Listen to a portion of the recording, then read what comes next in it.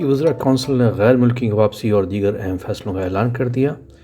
اگست سے غیر ملکیوں کو کویت واپس آنے کی اجازت ہوگی۔ تفصیلات کے مطابق حکومت کے ترجمان طارق المظرم نے کابینہ کی طرف سے غیر ملکیوں کو 1 اگست سے ملک میں داخل ہونے کی اجازت دینے کا اعلان کیا،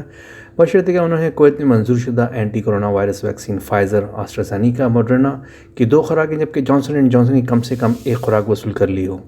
اس کے ساتھ ساتھ PCR ٹیسٹ جو آمد سے 72 گھنٹے پہلے کیا گیا ہو، جس میں یہ بتایا گیا ہو کہ متعلقہ شخص کورونا وائرس سے ہونے والی انفیکشن سے پاک ہے۔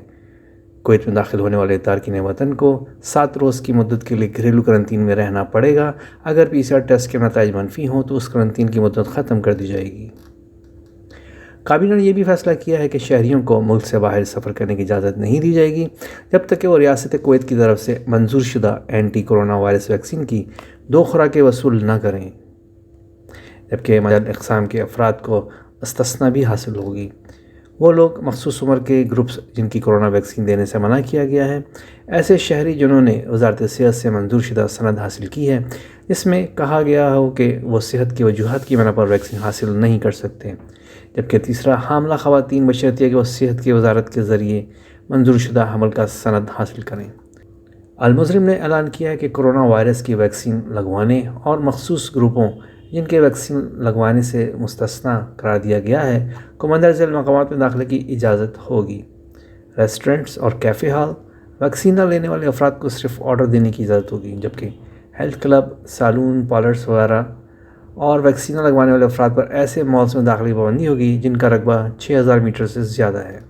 وزارت صحت کی شرائط کے مطابق المظرم نے اشارہ کیا کہ 2 اپلیکیشنوں میں سے کوئی ایک مائی آئیڈینٹی یا امیون کے ذریعے اینٹی کورونا وائرس ویکسین کے وصول کنندگان اور وائرس کے انفیکشن سے ٹھیک ہونے والوں کے لیے ثابت کرنے کے طور پر استعمال ہو سکتی ہے۔ ذرائع کا کہنا ہے کہ ویکسین نہ لینے والے افراد کو کمپلیکسز یا مالز میں داخل ہونے سے روکنے کے فیصلے کا اطلاق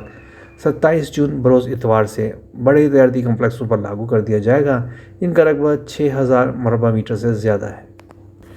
یاد رہے کہ روزنامہ رئی کے ذرائع نے انکشاف کیا تھا کہ سپریم کمیٹی برائے کورونا ہنگامی صورتحال نے کابینہ کے موجودہ اجلاس میں ایک سفارش پیش کی جس میں انسداد کورونا وائرس ویکسین لینے والے غیر ملکیوں کو کویت واپس آنے کی اجازت مانگی۔ ذرائع کا کہنا ہے کہ غیر ملکی واپسی اگلے اگست سے ہوگی۔ ذرائع نے اشارہ کیا کہ صحت کی ضروریات کا تقاضا ہے کہ